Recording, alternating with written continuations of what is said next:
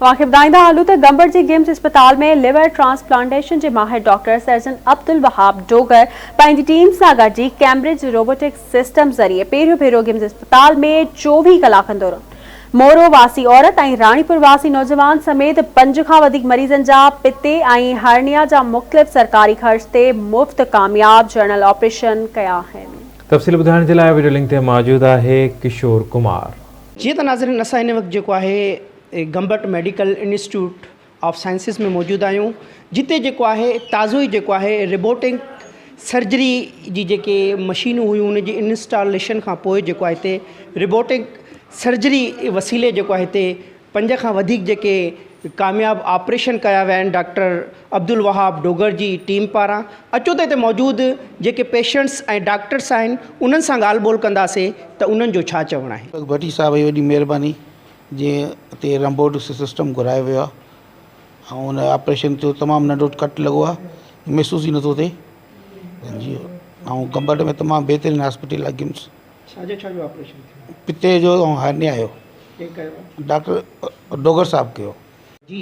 सही मां तमामु घणो शुक्रगुज़ार आहियां गिम्स वारनि जो, ऐं ख़ासि करे हिन इदारे जी तरफ़ सां मुंहिंजे भाउ जो हिकिड़ो सर्जिकल ऑपरेशन थियो आहे लेटेस्ट तरीक़े सां, जंहिंमें कंप्यूटराइज़ सिस्टम थ्रू हिन जी सर्जरी कई वई आहे ऐं तमामु रोबोटिक तरीक़े बहितरीनु सर्जरी ने थी ऐं 2 सर्जरियूं थियूं, हुन जी हिकिड़ी हर्निया जी, ॿियो हिन जी पिते जी थी। जो रोबोटिक सर्जरी है ये एक रेवोल्यूशन है, ये समझ लें कि एक जिद्दत की तरफ बहुत ही अहम कदम है, क्योंकि दुनिया जिद्दत की तरफ जा रही है तो हम पाकिस्तान भी उसी तरफ जा रहे हैं और हमें इस बात पे बड़ी खुशी है कि गंबट उसमें लीड कर रहा है।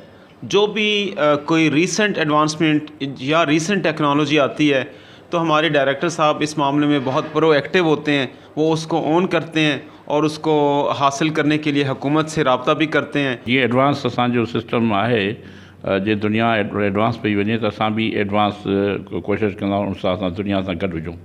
त इन करे रोबोटिक हाणे एडवांस सिस्टम आहे, हुन में कंहिं चीर फाड़ खां बग़ैर ई हुनजो जेको असां ऑपरेशन करे छॾंदा आहियूं। जेके मल्टीपल ऑपरेशन्स आहिनि उन में एब्डामिन जो हुजे, गाइनी जो हुजे या किडनी जो हुजे, त इहे असां उन थोरो रोबोटिक कंदा आहियूं। हीअ आसान त आहे ऐं माण्हुनि खे तकलीफ़ तमामु घटि ईंदी ऐं माण्हू रहाइश बि जेको आहे जेके उमिरि 7-8 ॾींहं रहंदा उहे 1 ॾींहं खां पोइ डिस्चार्ज बि थी वेंदा ऐं उनखे माण्हू ॾाढो उन में कोई तकलीफ़ न ईंदी, का कॉम्प्लिकेशन कोन थींदी। त हीअ वॾे में वॾी सहूलियत आहे, उहो बि गंबट में।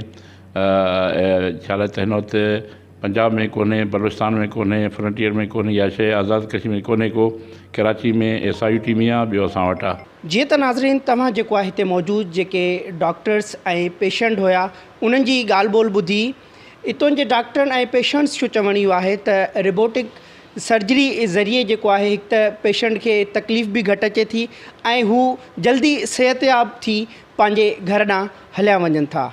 ज़रूरत हिन ॻाल्हि जी आहे त अञा बि जेको आहे हुकूमत सिंध खे घुरिजे त वधि खां वधि जेको आहे हिन गिम्स इदारे खे सपोर्ट करे, ताकि जेको आहे वधि खां वधि जेके ग़रीब मरीज़ आहिनि उन्हनि खे फ़ाइदो थी सघे। कैमरामैन आकाश कुमार सां गॾु किशोर कुमार, आवाज़ TV न्यूज़, गंबट।